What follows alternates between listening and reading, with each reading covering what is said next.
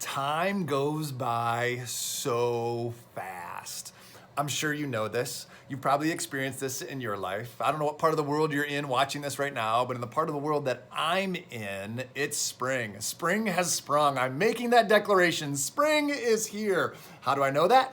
The last couple of days in this part of the world, Minnesota specifically, it's been raining. It's been raining, and that's so beautiful. Why is rain beautiful? As I look out the window, why is rain beautiful? Because the precipitation that has fallen from the sky up to this point has been snow. Well, it's shifting. It's no longer snow, it's rain, which means spring is here. It also means, though, that as the seasons change, that it reminds me how quickly time goes by. It goes by so fast.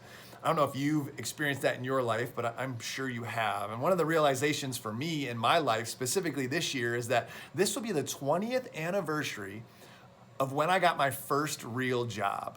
Now, I wish I wasn't old enough to have done anything for 20 years, and yet I'm double that number now.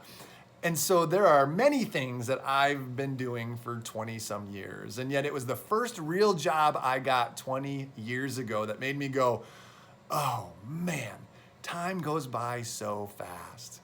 And within that then, understanding the quickness of time, one of the challenges that I've had recently is to make sure that I'm making the most of the time that I have here.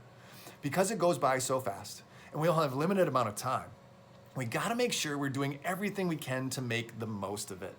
And one of the things that I've been working on is to make sure that my message and what I believe stays consistent.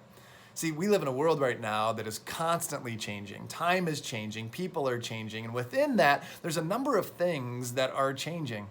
In fact, many of us can get in the middle of things changing without even realizing it. There's been a lot of things recently where emotion has happened and people have said things and done things that in the heat of the moment, it contradicted who they really are.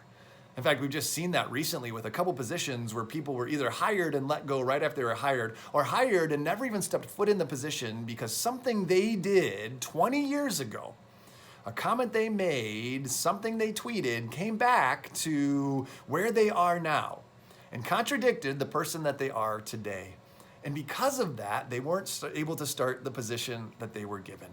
See, that's the danger within our world today as things are happening so quickly, as we get caught up in the emotion, that we can say things and do things that really aren't who we are or align with what it is that we believe.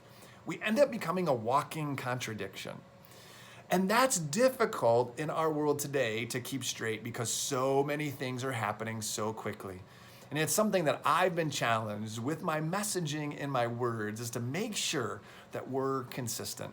See, in some regards, I get paid to talk for a living. I get paid to give ideas. And so what I've got to make sure I do is that my ideas stay consistent, that the message stays the same, which as followers of Jesus Christ, we should actually work really hard to make sure that that happens. Why? Because the message that we've been given to share to the whole world doesn't change. It's not our responsibility to change it. It's our responsibility to give it to the world because the God we serve is the same yesterday, today, and forever. So then should we try to do the same thing. But here's the difference within that. Our message should never change, but the method of how we deliver the message should. See, the job I got 20 years ago actually came after I was denied a job right before that. In fact, I didn't even get an opportunity to interview because there was a questionnaire I had to fill out, and there was a question about our type of leadership. And in that question, it said, what type of leader are you? Do you change from one situation to another? And my answer was, no, I do not. I am consistent. I am the same person, and I deal with the same situations the same way, so what you see is what you get. I realized now, 20 years removed from that, that was the question that I got wrong that didn't get me the interview. Because the answer in leadership is, as a leader, do you change? The answer is yes. Yes, I do. I shift and adjust from situation to situation to make sure that my leadership style fits those that I've been called to lead. The difference in that is, it's my method that changes, it's not my message. And I want to make sure that as a person that I'm consistent. And so here's what we need to make sure that we're doing. In the heat of the moment, as we're saying things, as we're maybe tweeting things, as we're putting things out there, that we got to make sure that our message is consistent and walk our logic all the way out. So when I say something now, it won't come back 20 years from now and completely contradict who I am. So how about you? Have you thought about your messaging? Have you been working on being consistent, making sure that your method might change, but your message doesn't? But here's the problem. On both sides of the aisle, many people today are walking contradictions because in the heat of the world that we're in right now, we're putting things out there that when we walk the logic out, it doesn't make sense. And so be very careful with what you're saying.